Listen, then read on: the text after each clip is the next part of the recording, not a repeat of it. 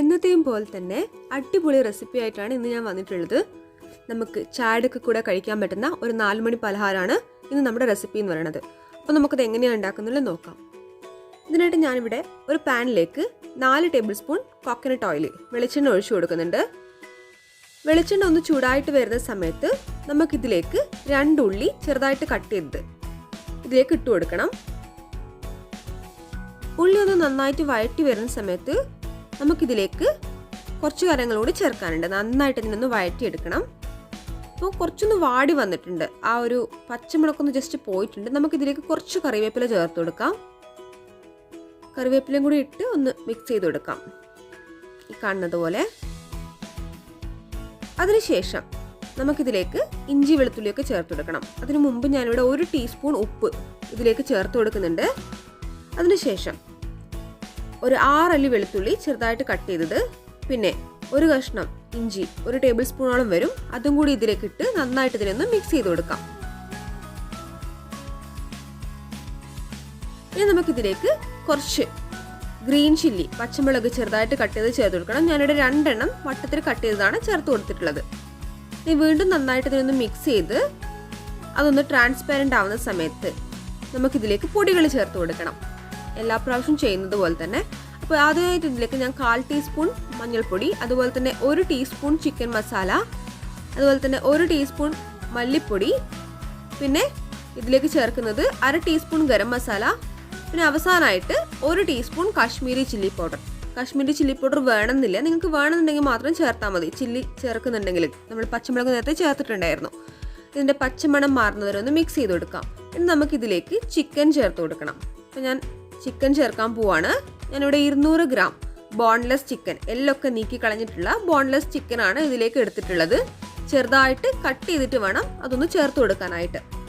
ചെറുതായിട്ട് കട്ട് ചെയ്ത് ഇത് ചേർത്തതിന് ശേഷം ഹൈ ഫ്ലെയിമിലിട്ട് 1 മിനിറ്റ് മുതൽ 2 മിനിറ്റ് വരെ ഒന്ന് വേവിച്ചെടുക്കണം. അതിനുശേഷം നമുക്കിതിനൊന്ന് അടച്ചു കൊടുക്കണം.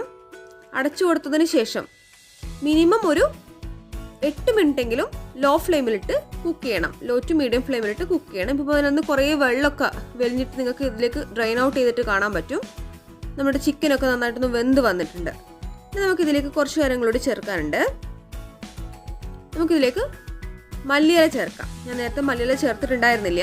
ഇതിൻ്റെ കൂടെ കുറച്ച് മല്ലിയില ചേർത്ത് കൊടുക്കാം. മല്ലിയില ചേർത്തതിന് ശേഷം നന്നായിട്ട് ഇതിനൊന്ന് മിക്സ് ചെയ്ത് കൊടുക്കാം. ഇനി ഇതിൻ്റെ ആ ഒരു ടേസ്റ്റും കാര്യങ്ങളൊക്കെ ഒന്ന് ഓക്കെ ആണോ നോക്കണം. നോക്കിയിട്ട് എന്തെങ്കിലും കുറവുണ്ടെങ്കിൽ നമുക്ക് ഈ ഒരു സമയത്ത് ചേർത്ത് കൊടുക്കാവുന്നതാണ്. ഇപ്പം ടേസ്റ്റ് നോക്കിയ സമയത്ത് ഉപ്പിൻ്റെ കുറച്ച് കുറവുണ്ടായിരുന്നു. ഞാനിതിലേക്ക് ഒരു 1/2 ടീസ്പൂൺ ഉപ്പും കൂടി ചേർത്ത്. ഇപ്പം മൊത്തത്തിൽ നമ്മൾ 1.5 ടീസ്പൂൺ ഉപ്പാണ് ഈ ഒരു മസാലയിലേക്ക് ചേർത്തിട്ടുള്ളത്. നമുക്കിതിനൊന്ന് വേറൊരു പാത്രത്തിലേക്ക് കോരി മാറ്റാം. നമ്മുടെ മസാല റെഡി ആയിട്ടുണ്ട്.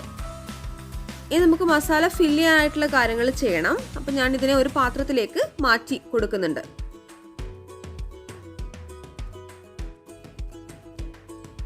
ഞാനിവിടെ ഒരു ബൗളിലേക്ക് 2 മുട്ട പൊട്ടിച്ചു വെച്ചിട്ടുണ്ട്. ഇതിലേക്ക് നമുക്കൊരു 3 ടേബിൾ സ്പൂൺ മിൽക്ക് ചേർത്ത് കൊടുക്കാം. അതിൻ്റെ കൂടെ തന്നെ ഒരു 1/2 ടീസ്പൂൺ കുരുമുളക് പൊടിയും കൂടി ചേർത്ത് നന്നായിട്ട് ഇതിനൊന്ന് മിക്സ് ചെയ്ത് കൊടുക്കണം.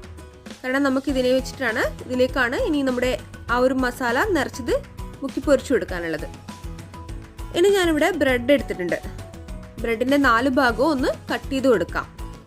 നമ്മുടെ അവസാന വീഡിയോയിൽ ചെയ്തിട്ടുള്ള ആ ഒരു പ്രോസസ്സിനാണ് നമ്മുടെ ചെയ്യുന്നത്.